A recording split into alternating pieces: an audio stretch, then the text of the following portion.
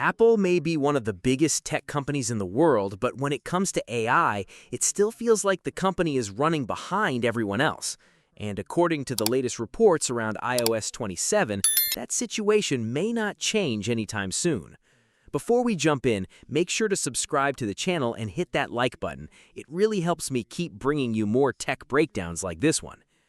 That's the surprising part here. For years, Apple fans believed the company was intentionally late to AI because it was working on something more polished, more private, or maybe even revolutionary. The expectation was simple. Apple would arrive late, but it would completely redefine the experience.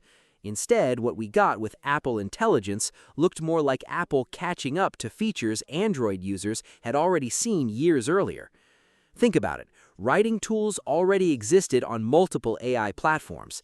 Image Playground wasn't exactly groundbreaking. The cleanup feature in Photos felt very similar to tools Google introduced long ago. Visual intelligence basically entered a space Google Lens has dominated for nearly a decade.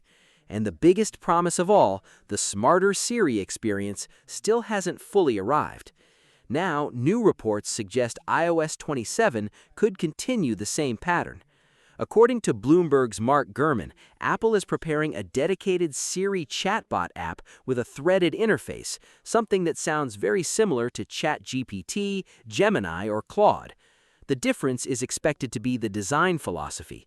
It'll likely feel more integrated into Apple's ecosystem and more polished visually, but the core idea itself isn't new. Apple is also reportedly moving visual intelligence directly into the camera app. That means users could point their camera at objects, labels, or documents and instantly get information. It could scan food labels for nutrition details, or even create contacts automatically from business cards. Useful, definitely. Innovative? Not really, because Android phones have been doing similar things for years through Google Lens and other AI-powered camera systems. Then there's photo editing. Apple Intelligence is expected to gain features that can extend photos, reframe images, and generate missing content around a picture. Again, these are tools we've already seen from Google, Samsung, and even brands like Oppo. In fact, many Android devices already offer AI image expansion directly inside the Gallery app. And that's really the core criticism here. Apple's AI roadmap doesn't look bad, it just looks not ahead of the industry. What makes this even more interesting is the timing. Before Apple even announces iOS 27, Google will likely dominate the AI conversation at Google I/O.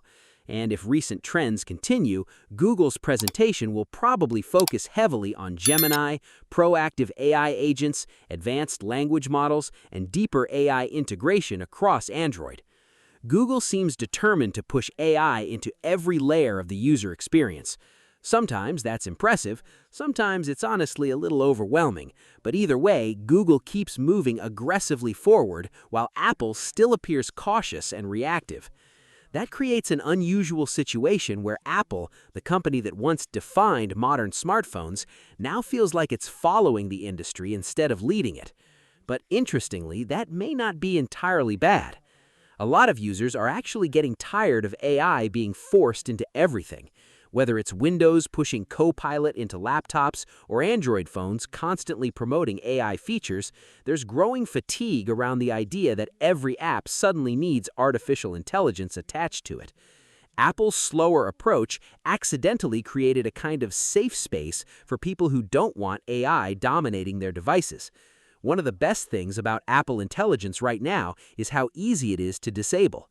On both iPhone and Mac, users can basically turn it off system-wide within seconds.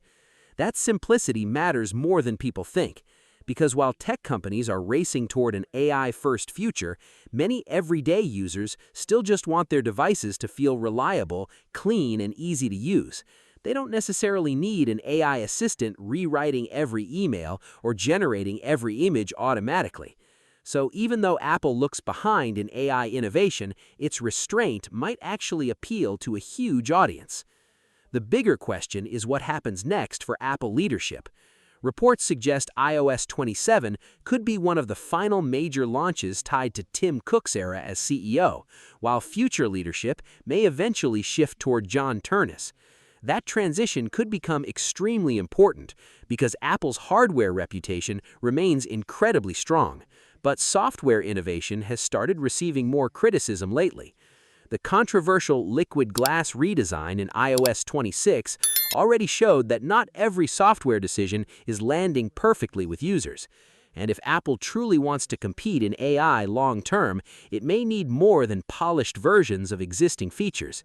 It may need a genuinely new vision for how AI fits into daily life. That's where the next few years become fascinating, because Apple still has one massive advantage: trust.